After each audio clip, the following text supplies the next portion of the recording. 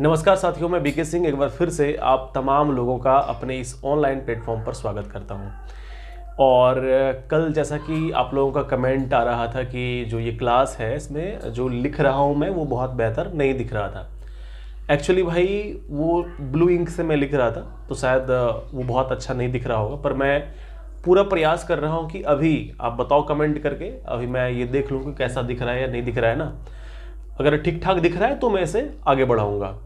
और पिछले क्लास में चूंकि काफ़ी डिले भी हो गया था, टाइमिंग में मैं आपका आगे कर दिया, इसलिए टाइम आगे कर दिया क्योंकि कई बच्चे का फ़ोन आया था अक्सर शाम में 6 बजे, पापा फ़ोन लेके नहीं आते हैं और बहुत तरह की बातें हैं, तो इसलिए मैंने उस टाइम को बढ़ा करके रात्रि का 8 कर दिया हूँ। अब प्रत्येक दिन जो आपका ये ऑनलाइन क्लास होने वाला है वो 8 बजे होने वाला है। और लास्ट कमेंट में सबसे पहले एक ने कहा था सर बहुत अच्छा समझाए, बहुत अच्छा लगा, तो मैं उन्हें धन्यवाद कहना चाहता हूँ कि आपको मैंने जो पढ़ाया वो आपको बहुत अच्छा लगा, आपका मैं तारीफ़ करता हूँ। क्योंकि कहीं ना कहीं आपके अंदर वो टैलेंट है तभी आप चीज़ों को समझ पा रहे हैं, क्योंकि मैं शॉर्टकट बताना पसंद नहीं करता हूँ। जो भी चीज़ें हैं मैं प्रयास करता हूँ कि आपको मैं पूरी बात बताऊँ, क्योंकि कहीं ना कहीं आप ऐसा फील कर रहे होंगे कि जो ऑनलाइन क्लास है तो मैं सब कुछ समझ पाऊंगा, नहीं समझ पाऊंगा, तो मैं प्रयास करूंगा कि ऐसा आपको फील में आगे नहीं होने दूं। आपसे एक आग्रह, विशेष आग्रह, समझना भाई, अगर तुम नहीं समझे तो फिर शायद आज के बाद तुम ऑनलाइन क्लास, मेरी जो ये क्लास है, नहीं देख पाओगे। आग्रह ये है कि जो संस्थान का नंबर है, 2 नंबर है, एक तो जिस नंबर पे आपने मैसेज किया होगा 8298907387 यानी 8298907387, एक तो ये नंबर है, और एक नंबर है 7667117741। कहने का अर्थ हुआ 2 नंबर है 8298907387, एक है 7667117741।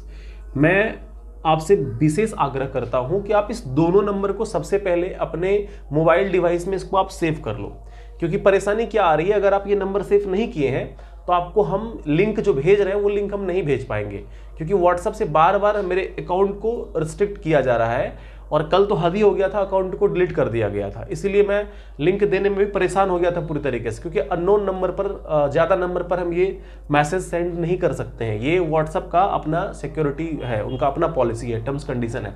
तो कहने का अर्थ बस यही है कि इस दोनों नंबर को आप सेव कर लो, क्योंकि अननोन अगर रहेगा, आप अगर सेव नहीं किए रहेंगे तो वहां पर ये चीज़ सेंड करना थोड़ा मेरे लिए डिफिकल्ट होगा, और अंत में मैं यही करूंगा कि मैं आपको ये चीज़ सेंड नहीं कर पाऊंगा। जितने बच्चों ने नंबर सेव किया है, जो मेरे से रेगुलर जुड़े हुए हैं, उनको ही मैं आगे टॉपिक पढ़ाऊंगा।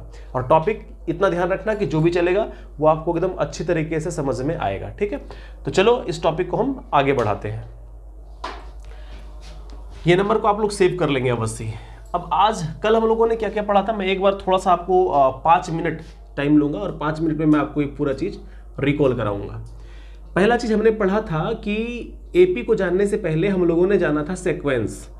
सीक्वेंस कहने का मतलब हम लोगों ने क्या जाना था, अनुक्रम जाना था। हम लोगों ने क्या जाना था, अनुक्रम जाना था। और अनुक्रम किसको कहते हैं हम लोग, कि अगर किसी भी डाटा को हम लोग किसी नियम के साथ अगर लिखते हैं, सॉरी कोई भी डाटा अगर कॉमा के साथ हम लोग लिखते हैं, जैसे कि 1 2 3 4, तो वो क्या होता, सीक्वेंस कहलाता है। और जब इस सीक्वेंस को किसी विशेष प्रतिबंध के आधार पर, किसी विशेष नियम के आधार पर हम लोग निरूपित करते हैं, लिखते हैं, प्रदर्शित करते हैं, तो वो क्या कहला जाता है, वो श्रेणी कहला जाता है, ठीक है, श्रेणी कहलाता है। जब इसको किसी नियम पर लगा दे, नियम का मतलब ये हुआ कि हम ये कह सकते हैं 1 का 2 गुना 2 होता है, 2 का 2 गुना 4 होता है, 4 का 2 गुना 8 होता है। अब ये हो गया, ऐसा करके एक नियम यहाँ पे लग गया, इसीलिए ये क्या कहलाएगा भाई, ये कहला जाएगा श्रेणी। क्या कहलाएगा, ये श्रेणी कहलाएगा। पर अगर मान के चलो कि अब ये नियम कौन सा लगा, इस आधार पे ये श्रेणी का भी क्या है, वर्गीकरण हुआ है, कि कौन कौन सा नियम लगा, उस आधार पर इसका क्या हुआ है, वर्गीकरण हुआ है। तो इसके वर्गीकरण में मैंने आपको 3 प्रकार बताया था कि श्रेणी जो होता है कितने प्रकार का होता है भाई, 3 प्रकार मैंने बताया था। कितना प्रकार बताया था, 3 प्रकार मैंने बताया था। सबसे पहला हमने बताया था एपी, है ना, इसको बोलते हैं अरिथमेटिक प्रोग्रेशन, हिंदी में हमने कहा था समांतर श्रेणी। दूसरा हमने कल बताया था आपको क्या, जीपी। जीपी को क्या कहते हैं, ज्योमेट्रिक प्रोग्रेशन कहते हैं, हिंदी में इसको गुणात्मक श्रेणी कहते हैं ना, गुणोत्तर श्रेणी कहते हैं इसको। और तीसरा जो होता है एचपी होता है, इसको कहते हैं हार्मोनिक प्रोग्रेशन, है ना। हार्मोनिक प्रोग्रेशन का मतलब हरात्मक श्रेणी। तो ये 3 प्रकार का श्रेणी जो है आपको देखने को मिलता है। तीनों में से हम लोग 10वीं कक्षा में कौन सा पढ़ रहे हैं, एपी पढ़ रहे हैं। एपी के बारे में हमने आपको क्या क्या बताया था कल, अगर आपको याद हो। और अगर कोई ऐसे लोग हैं जो कल का क्लास आप नहीं देखे हो, तो मैं आपसे आग्रह करता हूं कि आप कल के क्लास को भी पहले देख लें, तभी आप इस क्लास को देखें, नहीं तो आपको लगेगा ये फास्ट में सर बता करके निकल रहे हैं। ऐसा बिल्कुल भी नहीं, मैं 5 मिनट के अंदर रिवीजन करा रहा हूं आपको जो आपने कल पढ़ा था। तो एपी में हमने पढ़ा था कि मान लो अगर कोई एपी है तो उसका क्या होता है, पहला पद ए होता है, दूसरा पद ए प्लस डी होता है, तीसरा पद ए प्लस 2d होता है, और ऐसे करके अंतिम पद जो होता है वो a plus n minus 1 into d होता है। इसको हम लोग ए एन कहते हैं ना।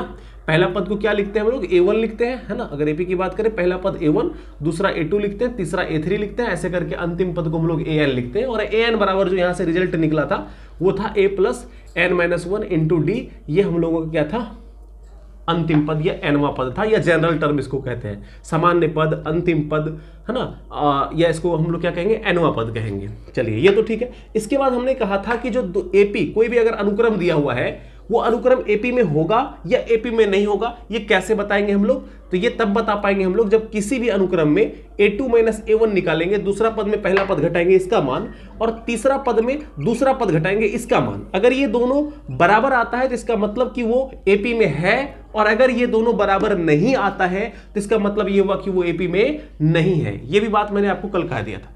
दूसरी चीज, अगर हमको सार्वंतर निकालना होगा, सार्वंतर को हम लोग कहते हैं कॉमन डिफरेंस, कॉमन डिफरेंस को लिखते हैं शॉर्ट में डी।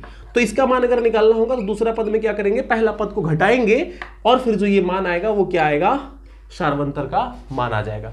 इतना चीज अगर आपको ध्यान में है तो हम एक्सरसाइज 5.1 बनाने के लिए योग्य हो चुके हैं। अब हम लोग देखेंगे एक्सरसाइज 5.1, और इसके बाद फिर जो 5.2 के लिए जो प्रॉपर्टी होगा फिर मैं उस पर जाऊंगा, फिर इसी तरह क्रम से हम लोग आगे एक्सरसाइज को पढ़ेंगे। तो आज की बारी है 5.1 जो है उसमें जहां तक सवाल देख पाएंगे। आपसे आग्रह होगा कि आपके पास अगर एनसीईआरटी की किताब हो तो आप सामने निकाल लें, है ना, उसमें एक्सरसाइज 5.1 निकाल लें। मेरे पास अभी किताब, चूंकि मैं जल्दी में आया हूं क्लास से, किताब नहीं मिल रही है, तो मैं फोन में चूंकि एनसीईआरटी बुक में डाउनलोड कर लिया हूं। अगर आपके पास भी नहीं है किताब तो आप फोन में एनसीईआरटी डाउनलोड कर सकते हैं। मैं दिखा देता हूं, अगर आपको दिख रहा हो तो आप गौर करेंगे, है ना। ये रहा एनसीईआरटी बुक, सारे चैप्टर इसमें दिए हुए होते हैं, है ना। मैं इसमें 5वां चैप्टर आपका ये निकाल रहा हूं, ठीक है। 5वां चैप्टर यहां से मैंने निकाला, और ये रहा यहाँ सवाल। आपके पास अगर किताब हो तो आप किताब में देखेंगे, और मैं यहाँ पर अगर जब तक किताब मुझे नहीं मिला है तब तक मैं इस फोन में आपको देख करके सवाल वगैरह में डील करूंगा। लेकिन हाँ, किताब आपके पास रहेगा तो आप ज्यादा समझोगे, इसलिए किताब सामने रखो भाई, क्योंकि प्रश्न को लिखना संभव नहीं है, टाइम किल होगा क्वेश्चन को लिखने में, फिर सॉल्यूशन। तो क्वेश्चन सबके पास होता है, आज के डेट में किताब रखो और मैं यहाँ से आपको सॉल्व कराऊंगा। अब क्लास को थोड़ा धीरे धीरे लेकर के चलेंगे ताकि आपको समझ में अच्छे से आए। अभी तक मैं रिवीजन करा रहा था इसलिए थोड़ा सा फास्ट लेके चला था, ठीक है। चलो तो अब हम लोग पॉइंट पर आते हैं, क्या क्या एक्सरसाइज में क्या सवाल है उसको हम लोग देख लेते हैं ना। चलिए, तो आज जो एक्सरसाइज चलने वाला है वो कौन सा चलने वाला है, 5.1 एक्सरसाइज 5.1 चलने वाला है। आपको विजिबिलिटी का प्रॉब्लम था, दिखाई सही से नहीं पड़ रहा था बोर्ड पर जो लिखा जा रहा था, इसलिए आज ब्लैक मार्कर का यूज किया जा रहा है ताकि आपको अच्छे से दिखाई पड़े। देखो ध्यान दो, पहला सवाल क्या कह रहा है भाई, 5.1 में कहता है कि निम्नलिखित स्थितियों में से किन स्थितियों में संबंध संख्याओं की सूची एपी है और क्यों है, बताना होगा कि क्या जो ये नीचे डाटा दिया गया है क्या वो एपी है, और अगर एपी है तो क्यों है, ये कारण भी देना पड़ेगा। तो देखो पहला सवाल क्या है भाई, शुरू में भाषा वाला सवाल दे दिया है, थोड़ा सा भारी लगा। एग्जाम में ये सवाल इस तरह के भाषा देकर के सवाल नहीं पूछा जाता, मैं बता दे रहा हूं। एक्सरसाइज 5.1 का जो प्रश्न संख्या 1 है ये एग्जाम के लिए इंपॉर्टेंट नहीं है, लेकिन जानना बहुत जरूरी है, इसीलिए समझने का प्रयास करो। पहला सवाल कहता है कि प्रत्येक किलोमीटर के बाद का टैक्सी का किराया, जबकि प्रथम किलोमीटर के लिए किराया 15 रुपया है और प्रत्येक अतिरिक्त किलोमीटर के लिए किराया 8 रुपया है। समझना, कहता है कि प्रत्येक किलोमीटर के बाद टैक्सी का किराया, 1 किलोमीटर के बाद उसके बाद जो टैक्सी का किराया है उसके बारे में क्या कहा गया है, ये समझेंगे कि प्रथम किलोमीटर के लिए किराया 15 रुपया है। इसका मतलब ये हुआ कि जो पहला नंबर का सवाल है, अगर इसका हम सॉल्यूशन बात करें या हल, हिंदी वाले हल लिख लेंगे, दिया है ना, स्टार्टिंग में लिखेंगे गिवन या तो दिया है हिंदी में या इंग्लिश में। देखो थोड़ी मोड़ी इंग्लिश का यूज हम लोग यहाँ पे कर सकते हैं, ये बहुत बड़ा इंग्लिश नहीं है, इसको हिंदी में कहते हैं दिया है, ठीक है। तो पहला किलोमीटर का दिया है मतलब पहला पद दिया हुआ है, यहाँ पे पहला पद कितना दिया हुआ है, 15 दिया हुआ है, इसमें 15 रुपया, ठीक है, 15 रुपया। प्रथम किलोमीटर में किराया कितना पड़ रहा है, 15। अब जैसे ही आगे बढ़ता है 1 किलोमीटर तो ये 15 तो लेता ही लेता है, साथ में अतिरिक्त किराया कितना लेता है भाई, 8 रुपया। इसका मतलब ये हुआ कि जो बढ़ रहा है ना 15 तो 15 लगेगा, साथ में बढ़ेगा, बढ़ेगा कितना 8 बढ़ेगा। इसका मतलब बढ़ता कौन है, पदांतर, डिफरेंस, कॉमन डिफरेंस। इसका मतलब सार्व अंतर जो डी है इसका मान दिया हुआ है 8 रुपया है ना, 8 रुपया। तो ये 15 दिया है और ये 8 दिया हुआ है। अब इसमें क्या पूछा, बताना ये है कि क्या ये एपी में है या फिर ये एपी में नहीं है। तो ये तो तभी बता पाएंगे ना जब पहले अनुक्रम का पता चलेगा। तो पहले अनुक्रम निकालते हैं। अनुक्रम के लिए पहला पद तो है लेकिन दूसरा पद चाहिए, तो दूसरा पद निकाल लेते हैं। दूसरा पद क्या होता है भाई, हमने बताया था पहला पद होता है ए, दूसरा होता है ए प्लस डी, तीसरा होता है ए प्लस 2d, चौथा होता है ए प्लस 3d, ऐसे बढ़ता है। तो बताओ दूसरा पद क्या होगा, ए प्लस डी। ए का मान कितना है 15, डी का मान कितना है 8। अब ये जब जोड़ेंगे तो कितना हो जाएगा 23 हो जाएगा। ठीक है, चलो तीसरा पद मतलब तीसरे किलोमीटर में किराया क्या हो जाएगा, यहाँ पद का मतलब किलोमीटर में चल रहा है, कितना किलोमीटर की बात। तीसरा पद में क्या हो जाएगा, ए प्लस 2d। ए का मान कितना है भाई 15, 2 इंटू डी का मान कितना है 8। 8 गुना 2 करेंगे 16, 16 में 15 जोड़ेंगे 31 हो जाएगा। क्लियर है। अब देखो क्या निकाल लेंगे, देयरफॉर a2 माइनस a1 निकाल लेते हैं। a2 माइनस a1 कितना होगा, a2 माइनस a1, a2 है 23, a1 है 8। अब अगर हम 23 में 8 को घटा दें तो कितना बचेगा 15। 23 में 8 को घटा दें कितना बचा 15। एंड a3 माइनस a2 निकाल लेते हैं। a3 31 है और ये कितना, a2 कितना है 23 है। अगर हम 31 में 23 को घटाएंगे, देखो a3 है 31, a2 कितना है 23, घटा देंगे तो कितना बच जाएगा भाई, यहां से घटाएंगे तो 8 बच जाएगा। ठीक है, ये हुआ 15, ये हुआ 8। एक बात बताओ, प्रत्येक पद में अच्छा 8 का यहां पर बढ़ रहा था प्रत्येक पद में, ये तो सही है। और अब अगर देखें क्या ये एपी में आएगा, दूसरा पद यहाँ 23 निकल गया, ये 8 निकल गया और 15 ये रहा 8 रहा, ये 23 आ गया। पहला पद 15 है, 15 हो गया 23 हो गया, उसके बाद ये आ गया। कहीं मिस्टेक हो रहा है क्या इसमें, एक बार इसे चेक कर लेंगे। a2 का मान a प्लस डी होगा, a1 तो 15 है, a2 माइनस a1 करेंगे, a2 का मान 23 है, a1 का मान सॉरी यहाँ 15 है भाई, a1 का मान 15 है, सॉरी ध्यान से मैच कर लेना थोड़ा सा। a2 का मान 23 है, ठीक है, a1 का मान कितना है 15 है। 23 में 15 घटाएंगे भाई तो क्या मिल जाएगा यहाँ पे हमें 8 मिल जाएगा। ठीक है, अब यहाँ पर देखो इसमें 31 में 23 घटाते तो क्या मिलता 8 मिलता। चूंकि a3 माइनस a2 बराबर a2 माइनस a1 बराबर a3 माइनस a2। हमने कहा था कि एपी निकालने के लिए कि एपी में वो अनुक्रम है या नहीं, ये जानने के लिए हमें दो चीज का मान निकालना होता है, a2 माइनस a1 का, a3 माइनस a2 का। अगर ये दोनों का मान बराबर आ जाए ना तो इसका मतलब कि वो अनुक्रम एपी में है, और अगर बराबर नहीं आता तो वो एपी में नहीं होता। तो हमने क्या किया, पहले यहां दिया था कि पहला किलोमीटर का किराया 15 रुपया है और अतिरिक्त जितना बढ़ता है 8 रुपया अतिरिक्त किराया लेता है। मतलब ये 15, 2 किलोमीटर अगर आप जाओगे, 1 किलोमीटर जाओगे तो 15 लेगा। अब अगर आप 2 किलोमीटर जाओगे तो ये 15 तो लेगा ही आपको दूसरे किलोमीटर, 15 15 30 तो लेगा, 8 एक्स्ट्रा लेगा दूसरे किलोमीटर के लिए। मतलब यही डिफरेंस आपको दिया हुआ है। तो अब ऐसे क्रम में दूसरा पद यहाँ पे हमने निकाल लिया, तीसरा निकाल लिया। ऐसे में अनुक्रम क्या दिखा 15, 23, 31 ऐसे चल रहा है। तो अब क्या ये अनुक्रम एपी है ये बताना था। तो इसके लिए a2 माइनस a1 निकाल लिए 8 निकला, a3 माइनस a2 निकाल लिए ये भी 8 निकला, दोनों का मान बराबर आया, इसलिए कहेंगे इसलिए यह एपी में है। बोला कारण भी बताइए, तो क्यों है, तो क्योंकि इसका प्रत्येक पद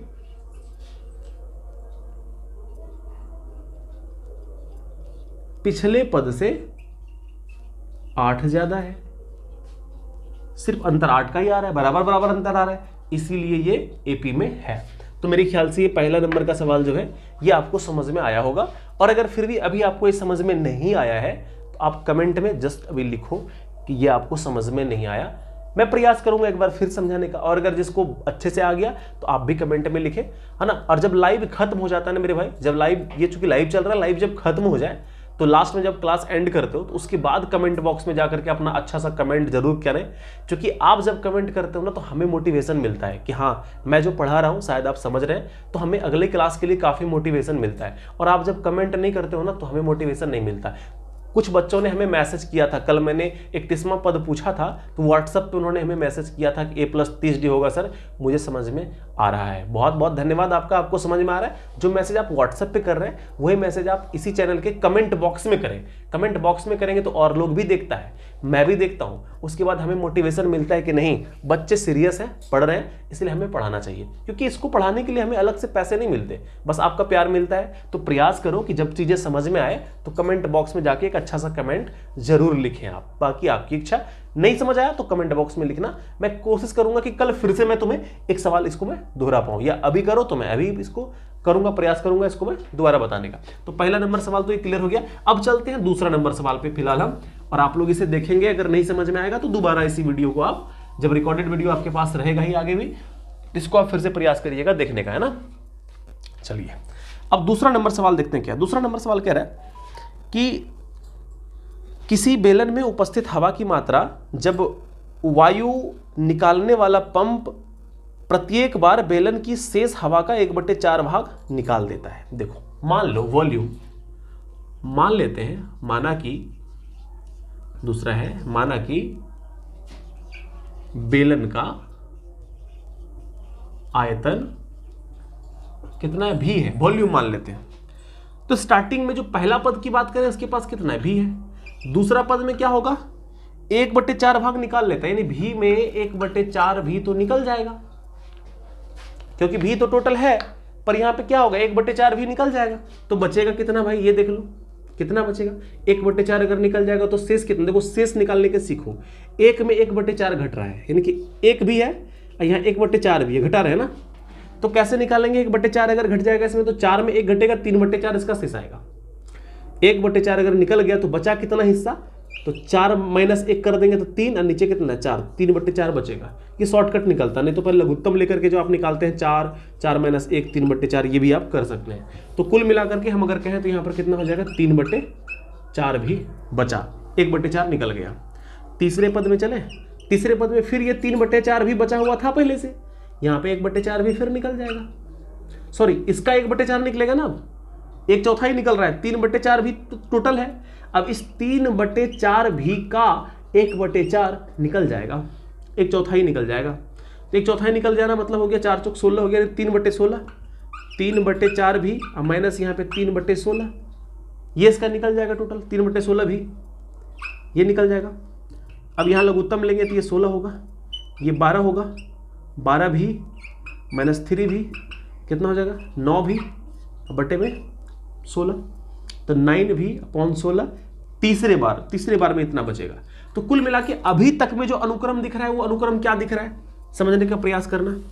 अभी तक में यहां तक का अनुक्रम क्या दिख रहा है, यहां तक का जो अनुक्रम दिख रहा है वो क्या दिख रहा है, अनुक्रम दिख रहा है कि पहला पद में भी हुआ, दूसरा में 3/4 भी हुआ, तीसरा में क्या हुआ 9 भी बटे 16, आगे और ऐसे ही निकलता चला जाएगा, जो बचना होगा वो आगे बचेगा। अब आप बताओ कि अगर ये देख लें क्या ये एपी में है कि नहीं है, तो इसके लिए हम क्या करेंगे, पहले दूसरा पद में पहला पद घटाएंगे।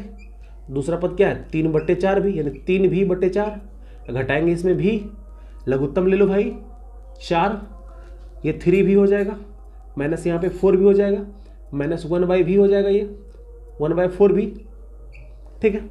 अब चलते हैं तीसरा पद में दूसरा पद घटाते हैं, घटाओ 9 भी अपॉन 16 -3 भी अपॉन 4। अब इसमें इसको घटाएंगे तो क्या हो जाएगा भाई 16 हो जाएगा, ये 16 कट जाएगा एक बार में, यानी 9 भी माइनस 4 × 16, 4 × 12 भी, -3 भी अपॉन 16।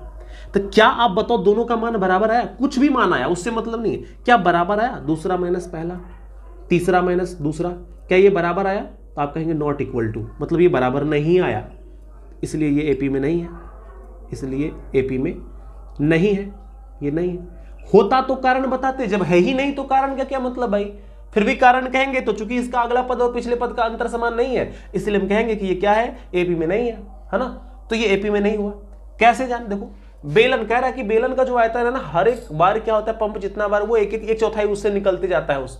तो आप बताओ बेलन का आयतन उन्होंने शुरू में मान लिया भी, पहली बार में उसके पास भी था, दूसरी बार में इससे क्या होगा, इसका 1/4 निकल जाएगा, भी का 1/4 यानी 1/4 भी। भी तो था, 1/4 भी निकल गया तो बचा 3/4 भी। तीसरे बार में 3/4 भी तो पहले से है, इस 3/4 भी का 1/4 निकल गया, बच गया 9v/16। अनुक्रम क्या हो रहा है, भी हो रहा है, फिर अगला में 3/4 भी हो रहा है, आगे जाके 9v/16 हो रहा है। तो ऐसे करके अनुक्रम ये है, इसका दूसरा पद में पहला पद घटा के निकाले, तीसरा पद में दूसरा पद घटा के निकाले। अब जो इस दोनों का अंतर दिखा भाई बराबर नहीं आया, तो नहीं आया तो इसका मतलब ये एपी में नहीं है। तो फाइनली हमें ये जाना कि दूसरा नंबर जो है ये भी क्या है, एपी में नहीं है। मेरे ख्याल से आप समझ रहे होंगे तो आप तीसरा खुद से ही बना सकते हैं, पर फिर भी मैं देखता हूं तीसरा नंबर सवाल क्या है ना, और इसको ही बनाने का प्रयास करते हैं। अगर ये समझ नहीं आया होगा तो फिर इसे आप दोबारा देखना, और उसके बावजूद अगर नहीं हो तो एक बढ़िया सा कमेंट लिखना है कि सर इसे फिर से समझाया जाए, तो मैं कोशिश करूंगा कि कल मैं इस चीज़ को फिर से समझाऊं। और हाँ, एक चीज़ और भी आप लोगों से कहना चाहेंगे, अगर क्लास आपको लगे कि फास्ट हो रहा है या काफ़ी स्लो चल रहा है तो ये सब सलाह देना भाई, बताओगे तभी मैं आगे से कोशिश करूंगा। क्योंकि मेरे पास अलग अलग कैटेगरी के स्टूडेंट पढ़ते हैं, कुछ कंपटीशन वाले हैं, कुछ आईएससी वाले हैं, सबका स्पीड अलग अलग होता है। इस वजह से जब मैं पढ़ाता हूँ तो रिदम आ जाने के बाद थोड़ा सा स्पीड हो जाता है, फास्ट रिदम में क्लासेस चलने लगती हैं। अगर इससे आपको कोई तकलीफ हो तो हमें बताएंगे, हाँ सर क्लास ज़्यादा फास्ट हो जा रहा है, तो मैं कोशिश करूँगा कि उसको और स्लो करके आपको पढ़ाऊँ। ठीक है, चलो चलते हैं तीसरे नंबर सवाल पे। इसी में जो तीसरा नंबर सवाल है, कि देखो तीसरा नंबर सवाल में क्या कहते हैं भाई, कह रहा है प्रत्येक मीटर की खुदाई के बाद एक कुआं खोदने में आई लागत, जबकि प्रथम मीटर की खुदाई लागत 150 रुपया है और बाद में प्रत्येक मीटर खुदाई लागत 50 रुपया बढ़ती है। देखो सब कुछ तो यहाँ पे दिया ही है, पहला बार यानी पहला बार जो खुदाई में लगता है 150 लगता है, 150 रुपया, और इसके बाद बढ़ कितना रहा है भाई, जो बढ़ रहा है वही तो डिफरेंस है। ये बढ़ कितना रहा है, 50 रुपये का बढ़ रहा है, ये भी दे दिया कितना कितना बढ़ रहा है। अब बताना ये एपी में है कि नहीं है। तो भाई साहब पहला पद तो क्लियर है, दूसरा पद निकाल लेते हैं ना, a+d कर देते हैं। 150 तो ठीक है, 50 बढ़ेगा 200 हो जाएगा। तीसरा पद भी निकाल लेते हैं, क्योंकि 3 पद चाहिए हमको पता करने के लिए एपी। तो a+2d, 150 तो रहेंगे, 2 गुना 50, 100 ये जुट जाएगा, इसमें 250 हो जाएगा। ये अनुक्रम जो अभी तक समझ आ रहा है कैसा अनुक्रम बन रहा है भाई, तो आप देख रहे होंगे 150 पहला पद है, दूसरा 200 है, तीसरा 250 है, ऐसे ही आगे बढ़ेंगे। ये क्या ये एपी है, तो साफ दिख रहा है 50-50 बढ़ रहा है बराबर, तो एपी तो है, फिर भी निकाल दो नियम से। तो क्या हो जाएगा, इसलिए क्या निकालेंगे, a2 - a1 निकालेंगे, 200 - 150 बराबर 50। इसको क्या निकालेंगे, a3 - a2 निकालेंगे, a3 - a2 क्या हो जाएगा, 250 - 200, ठीक है। तो कितना हो जाएगा अब ये 50 हो जाएगा। तो कहने का मतलब कि जो हमने a2 - a1 निकाला और जो a3 - a2 निकाला, ये दोनों बराबर है। जब ये दोनों बराबर है तो इसका मतलब क्या हुआ कि यह एपी में है। क्यों है, क्योंकि इसका प्रत्येक पद इसके पिछले पद से कितना ज्यादा हो रहा है, 50 ज्यादा हो रहा है, यानी फिक्स नंबर आ रहा है। तो ये किस में है, एपी में है। तो ये तीसरा भी आपने कंप्लीट मेरे ख्याल से समझ गए होंगे आप।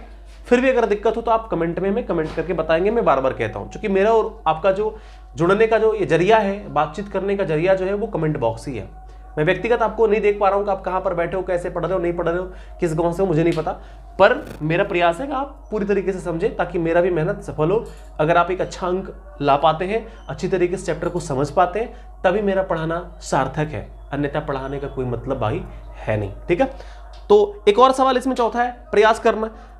नॉर्मल सवाल है, कहता क्या है कि खाते में प्रत्येक वर्ष का मिश्रधन जबकि 1000 रुपये की राशि है 8% वार्षिक ब्याज की दर से चक्रवृद्धि ब्याज पर जमा की जाती है। देखो प्रारंभ में 1000, कहने का मतलब मूलधन जो होता, ये मूलधन दिया हुआ है यहाँ पर, कितना मूलधन दिया हुआ है आपका 10,000 है ना, 10,000 दिया हुआ है, और जो रेट ऑफ इंटरेस्ट दिया हुआ है ना ये 8% दिया हुआ है।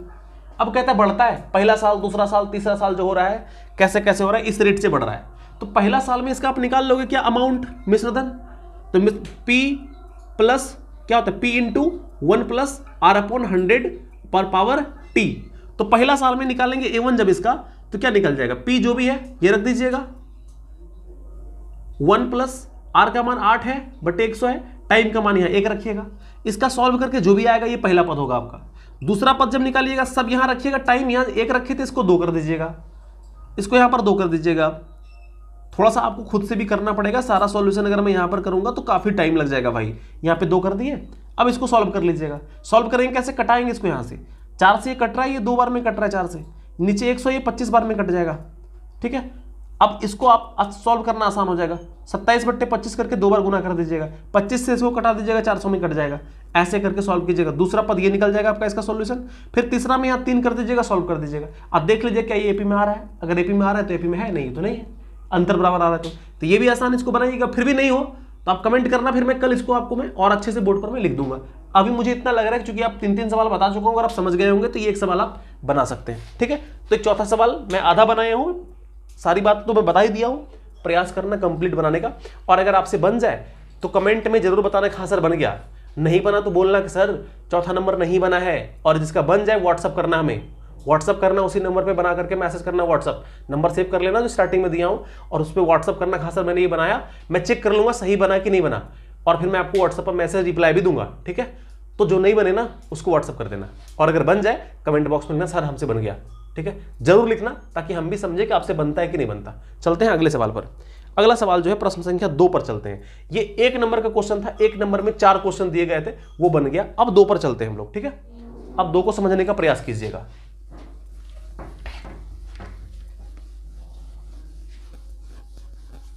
दो नंबर सवाल की ओर चलते हैं। दूसरा नंबर सवाल देखिए क्या है, कहता है दी हुई एपी के प्रथम 4 पद लिखिए, जबकि प्रथम पद ए और सार्वंतर डी निम्नलिखित है। यानी प्रथम पद ए आपको दिया हुआ है, सार्वंतर डी आपको दिया हुआ है, और एपी का प्रथम 4 पद लिखना है। समझिएगा, ध्यान दीजिए।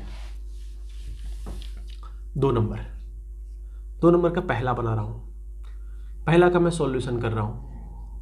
कुछ चीजें इसमें दिया हुआ है इसलिए लिखता हूं गिवन, मतलब दिया है। क्या दिया हुआ है, ए बराबर दिया है 10, ए मतलब प्रथम पद 10 दिया है, और क्या दिया है एंड यानी और क्या दिया हुआ है सार्वंतर डी, कितना दिया हुआ है 10।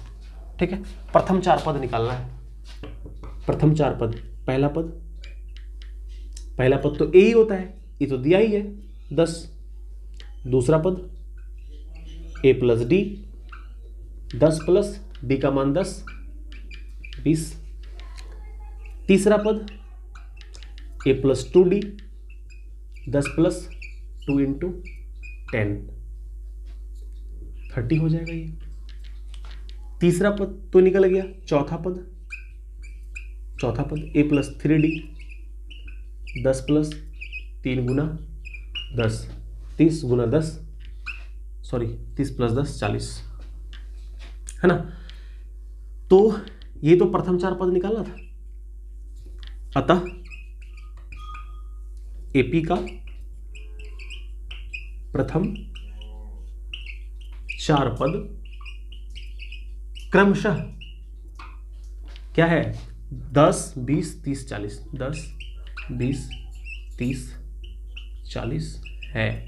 ये एपी का प्रथम 4 पद निकल गया, और यही निकालना था। यानी कि पहला नंबर में क्या था कि प्रथम पद ए दिया था, सार्वंतर डी दिया था, 4 पद शुरू से निकालने बोला था। पहला पद तो ए होता है तो ए का मान 20 रह गया। पहला पद तो ए होता है, ए का मान 10 दिया था, 10 ही रह गया। दूसरा पद ए प्लस डी, तो 10 में 10 को डी को जोड़ दिए, 20 आ गया। तीसरा पद ए प्लस 2d होता है, तो ए का मान रख दिया, डी का मान रख दिया, सॉल्व करके 30 आ गया। फिर चौथा पद ए प्लस 3d, ए का मान रख दिया, 3 गुना डी का मान रख दिया, फिर ये 40 आ गया। तो प्रथम 4 पद 10, 20, 30, 40 ये आ गए, है ना। तो 2 नंबर का पहला नंबर सवाल ये था। ये आप पूरी तरीके से मेरे ख्याल से समझ गए होंगे। आसान सवाल है, कोई टफ नहीं है, ऐसा ही एग्जाम में आता है, ऑब्जेक्टिव में आए या सब्जेक्टिव में नॉर्मल सवाल आते हैं ना। तो मेरे ख्याल से इतना आप समझ गए होंगे। अब देखो ये मैंने 2 नंबर का पहला नंबर सवाल बनाया भाई, है ना। अब 2 नंबर में ना टोटल 5 सवाल दिए गए हैं। जैसे 1 नंबर में 4 सवाल दिया गया था ना, वैसे 2 नंबर में 5 सवाल दिए गए हैं। मैंने पहला बताया, मैं एक और बता देता हूँ, और फिर आप भी बनाना, नहीं बनेगा तो फिर मैं उसको बताऊंगा अगली क्लास में, ठीक है। तो 2 नंबर का दूसरा मैं बात करता हूँ। दूसरा का सॉल्यूशन कर रहा हूँ, गिवन। इसमें देखो क्या दिया हुआ है भाई, प्रथम पद ए दिया हुआ है -2 और डी दिया हुआ है 0। अब क्या करना, डी जब 0 है मतलब सार्वंतर 0 हो गया। सार्वंतर 0 मतलब ये आगे जो बढ़ेगा कोई अंतर ही नहीं होगा। देखो पहला पद निकालते हैं, पहला पद तो ए ही होता है, ए का मान -2 है। दूसरा पद क्या होता है, ए प्लस डी होता है, -2 रहेगा प्लस डी, डी का मान कितना है भाई, 0 है, 0 जुटेगा तो -2 ही रहेगा। तीसरा पद की बात कर ले, तीसरा पद a प्लस 2d, a का मान -2 प्लस 2 गुना d का मान 0, ये तो 0 हो जाएगा तो -2 में जोड़ेंगे फिर ये -2 ही रहेगा। एंड चौथा पद की बात कर लेंगे तो a प्लस 3d और यहाँ करेंगे -2 a का मान, 3 गुना d का मान 0, कुल मिला के ये भी -2 ही रहेगा। तुम क्या कह सकते हैं, इसलिए AP का प्रथम 4 पद बराबर क्या होगा, -2 -2 -2 -2। कहने का मतलब -2 ही इसका चारों पद है। क्यों, क्योंकि सार्वंतर कुछ है ही नहीं, 0 है, बढ़ ही नहीं रहा कुछ। तो ये तो चलो दूसरा नंबर सवाल, ये तो और आसान सवाल था मेरे ख्याल से, इतना तो आप क्लियर समझ रहे होंगे। कमेंट जरूर करना भाई कि तुम्हें कैसा समझ में आ रहा है ना। कमेंट जब नहीं करते आप तो टीचर क्या होता है ना, डीमोटिवेट हो जाता है कि पता नहीं बच्चा पढ़ रहा है नहीं पढ़ रहा है, कोई फायदा हो रहा है कि नहीं हो रहा है, तो पढ़ाने का कोई मतलब बनता नहीं है ना। तो वो चीज़ आप देखा करो। तीसरे नंबर सवाल देखो, तीसरा भी आसान है बनाना। चौथा मैं बताता हूँ, चूंकि बट्टे में है तो मैं चौथा देखता हूँ, क्योंकि बच्चे ना बट्टे में लिखा हुआ है तो लगता है भारी है, दशमलव में लिखा हुआ है तो उसे लगता है कि ये थोड़ा सा भारी होगा, बन नहीं रहा है। तो अगर वैसा भी हो आपके साथ ना तो मुझे मैसेज करना, सर ये वाला सवाल नहीं बना, जो मैं छोड़ता हूँ कल के लिए, किसको ना तुम लोग प्रयास करना, नहीं बनेगा तो बताना। तब सिंसियर बच्चा जो होता है ना, तेज बच्चा जो है ना, वही करता बनाता है, नहीं बनता है तो पूछ लेता है। और जो मतलब ऐसे है ना टाइम पास करने वाले, हमने भी कह दिया बना के देख लेना, वो भी बस छोड़ दिया आराम से, कोई बात नहीं, देखा जाएगा। जितना बोर्ड पे बनाया गया उतना उतार लिया, कहानी खत्म। ऐसा नहीं करना, प्रयास करना। नहीं बनेगा तो क्या एक जाता है कमेंट बॉक्स में लिखने में, जाता क्या है, लिख दो ना सर हाँ एक का दूसरा नंबर बोले थे बनाने के लिए, नहीं बना, प्लीज सर अगले सेशन में इसको बता दीजिएगा, तो मैं बता दूंगा। दिक्कत क्या है, पैसे थोड़ी लग रहे भाई, मैसेज कर दे, है ना। चलो देखते हैं इसका अगला जो है चौथा नंबर देखते हैं इसका। तीसरा मैंने एक छोड़ा है, चौथा देखता हूँ, है ना, 2 का चौथा देखता हूँ। चौथा में क्या दिया है देखना, चौथा में है a बराबर दिया हुआ है -1 और d बराबर दिया है 1/2, 1/2, है ना। अब देखते हैं इसका प्रथम 4 पद निकाल करके। तो पहला पद तो -1 दिया है, दूसरा पद a प्लस डी करेंगे, a का मान -1 है प्लस d यानी आधा, -1 में आधा जोड़ेंगे यानी 1 में आधा घटेगा तो आधा बचेगा, तो -1/2 बचेगा। a3 a plus 2 into D, 2 into half करें इसको, 0 हो जाएगा ये। a1 a2 a3 भी निकल गया, अब तो सीधा निकाल लेता हूँ, a2 माइनस a1 -1/2 -1 तो -1/2 प्लस 1 1/2 आ गया। a3 माइनस a2 निकालते हैं, a3 कितना है भाई 0 -1/2, 0 प्लस 1/2 बराबर 1/2। तो आपको दिख रहा है a3 माइनस a2।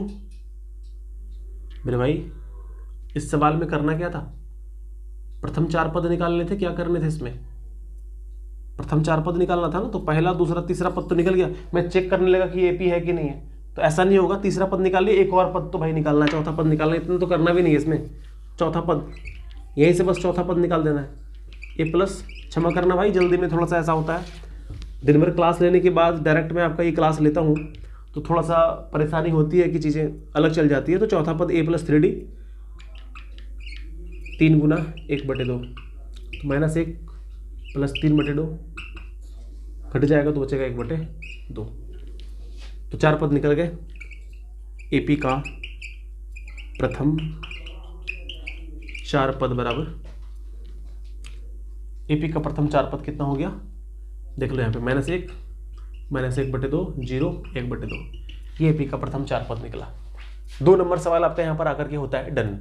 इसमें एक सवाल मैं छोड़ा हूँ, प्रयास करना बनाने का, नहीं बनेगा कमेंट बॉक्स में कमेंट करना, आगे मैं कोशिश करूंगा कि मैं आपको वो सवाल भी बता दूं, ठीक है। अब बढ़ते हैं अगले नंबर सवाल पर। 2 नंबर का सवाल आपसे भी बन गया होगा अब फाइनली। अब चलते हैं 3 नंबर के सवाल पर। 3 का मैं एक सवाल आपको बता रहा हूँ, फिर आप इसको आगे बनाने का प्रयास करना घर से, नहीं बनेगा तो फिर मैं अगली क्लास में बताऊंगा। 3 का पहला देखो, 3 में कहता है कि निम्नलिखित AP में से, हाँ निम्नलिखित में से प्रत्येक AP के लिए प्रथम पद तथा सारवंतर लिखिए। AP दिया हुआ है, दिया गया AP है, क्या दिया गया AP है भाई, तो AP दिया गया है आपको इसमें 3 1 -1 -3, ये AP दिया हुआ है। आपको प्रथम पद और सारवंतर लिखना है। प्रथम पद को A1 कहते हैं ना, क्या है 3 है पहला पद, तथा सार्वअंतर लिखना है, तो सार्वंतर क्या हो जाएगा, डी। कितना होगा भाई, दूसरा पद माइनस पहला पद, A2 माइनस A1। A2 कितना है, 1 माइनस 3 करेंगे -2। अतः क्या निकला, प्रथम पद A1 3 तथा सार्वंतर डी कितना निकल गया, -2। आंसर हो गया। यही AP दिया हुआ है, प्रथम पद सार्वंतर निकालना है। बोलो कितना आसान क्वेश्चन है, आराम से बनेगा। तो इसमें और भी सवाल दिए गए हैं, है ना। और 3 नंबर में आपको और सवाल दिएंगे, एकदम बिल्कुल इजी सवाल है, बनाने का प्रयास करना। ना बने भाई तो मैसेज करना, मैं आगे देखूंगा। 3 नंबर काफ़ी आसान है ना। चलो, तो 3 नंबर में दूसरा, तीसरा, चौथा 3 सवाल और भी हैं, इसको आप बनाने का प्रयास करना। नहीं बने तो बताना कि सर नहीं बना, कमेंट बॉक्स में कमेंट करने से शर्माना नहीं है। तो हमने अभी आपको 1 नंबर का 4 सवाल जो था हमने वो बताया, 2 नंबर का 3-4 सवाल जो था वो बताया, 3 नंबर में भी 2 सवाल 3 सवाल, जो एक सवाल मैंने आपको बता दिया है, बाकी 2-3 सवाल है वो आपसे बन जाएगा ना। कल थोड़ा सेशन में लंबा लूंगा, है ना। आज चूंकि स्टार्टिंग पीरियड है, थोड़ा सा ना मैनेज करना चीज़ों को। कोई लोग ये सोचेंगे सर क्या धीरे धीरे क्लास चलेगी, नहीं भाई, पता है किसी को ना एक लंबी क्लास हो जाएगी 1 घंटे का, वो भी देखने का मन नहीं करता। किसी को 10 मिनट ही है तो वो कम लग रहा है। तो सब तरह के बच्चे हैं। तो शुरुआती दौर में ना जो अच्छे बच्चे आप में से पढ़ने वाले हैं, उससे मैं आग्रह करता हूं कि कुछ दिन आप मेंटेन करो, पहले आराम से। पहले अपने आप को आदत बनाओ कि डेली आप रात में 8 बजे कॉपी कलम लेके, मोबाइल लेके सामने बैठ रहे हैं। फिर मैं वादा करता हूं कि चीज़ें चलेगा एकदम ताबड़तोड़ तरीके से चलेगा, कहीं कोई दिक्कत नहीं, बढ़िया बढ़िया सवाल लाएंगे, अच्छे अच्छे सवालों को सॉल्व करेंगे। और एग्जाम में आपको इससे बाहर कुछ भी देखने को नहीं मिलने वाला, क्योंकि किताब से अतिरिक्त में मैं कई बात आपसे करने वाला हूँ, ठीक है। तो उम्मीद करता हूँ कि जो आज का ये सेशन पूरा रहा, आपको समझ में आज का सेशन आया होगा, और जो मैं लिख रहा हूँ ये क्लियरिटी भी आपको दिखाई दी होगी, क्या मैं लिख रहा हूँ ना लिख रहा हूँ, ठीक है। जाते जाते एक सूचना दे देता हूँ कि जो इंटरमीडिएट, अगर आप आसपास खेसर के आसपास से हैं, तो 11वीं साइंस के ऑल सब्जेक्ट का अपने संस्थान में जो बैच है वो प्रारंभ हो चुकी। कहने का मतलब क्लास जो चलेगी उसमें वो 10 अप्रैल से चलेगी, पर एडमिशन उसका शुरू हो चुका है। अगर आपके आसपास में कोई आपसे एक क्लास सीनियर है, आपके कोई भैया है, दीदी है, घर में आसपास कोई है जो कि मैट्रिक की परीक्षा पास कर गए हैं, तो उनको आप 11वीं में एडमिशन लेने के लिए ऑफलाइन, ऑनलाइन सुविधा 11वीं 12वीं के लिए नहीं है। अगर वो ऑफलाइन खेसर बाजार में आके पढ़ना चाहते हो तो ऑल सब्जेक्ट बिल्कुल बेहतरीन तरीके से पढ़ेंगे, जहां कर हम बात करेंगे, आपसे वादा करेंगे होलिस्टिक डेवलपमेंट का, सर्वांगीण विकास का। बैच में क्या फीचर है, कैसे कैसे चीजें होती है, उसके लिए आप संस्थान का जो नंबर है उस पर संपर्क करेंगे, या फिर आकर के भी आप संपर्क कर सकते हैं। चलिए, उम्मीद करता हूं कि ये पूरी सेशन आपको बहुत अच्छा लगा होगा, समझ में आया होगा। मुझे इंतजार रहेगा कि ये जो क्लास खत्म हो रहा है, अब आप अच्छे कमेंट करेंगे, क्लास जैसे एंड हो, लाइव खत्म हो, तो आराम से फिर से लेना है फोन और जाना है चैनल खोल करके अपना, और कमेंट बॉक्स में कमेंट करना है। अगर आपको लगता है कि आपके लिए मैं कुछ बेहतर कर पा रहा हूं, गणित आप समझ में आ रहा है, तो अपने सभी साथियों को इस चैनल को शेयर कीजिए, आप लाइक कीजिए और हमारे चैनल को सब्सक्राइब भी कीजिए। चलिए, मिलते हैं बहुत ही जल्द अगले सेशन में। तब तक के लिए जय हिंद, जय भारत, जय बिहार।